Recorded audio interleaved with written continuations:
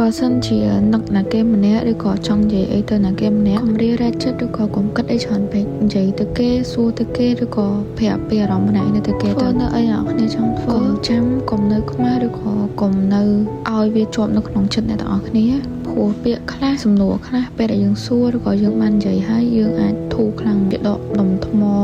ចេញពីចិត្តយើងកុំព្យាយាមស្ពាយពាក្យពេចស្ពាយអ្វីក៏ដោយសំពាធណាទៅមុខទៀតអ្នកនរគ្នាជីវិតយើងមើលអត់ឃើញទេអញ្ចឹងតម្លាក់ចោលទាំងអស់តម្លាក់ចោលហ្នឹងមានថាមិនមានន័យថាពាក្យដែលចង់និយាយសំណួរចង់សួរអីដែលចង់ធ្វើឲ្យតែគិតថាត្រូវធ្វើទៅនឹកគេប្រាប់គេស្រឡាញ់ណាគេប្រាប់គេចង់ទៅសើណាគេទៅសើអ្នកហ្នឹងគេទៅអ្នកនរគ្នា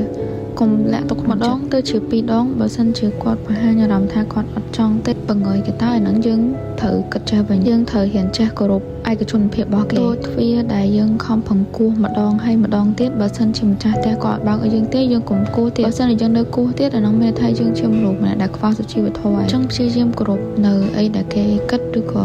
ព្យាយាមគោរពនៅឯកជនភាពរបស់គេហើយសំណួរដែលយើងសួរទៅទាំងប្រមាណហ្នឹងបើសិនជាអត់ទទួលបានចម្លើយវិញទេក៏កុំគិតថាស្ដាយក្រោយដែរ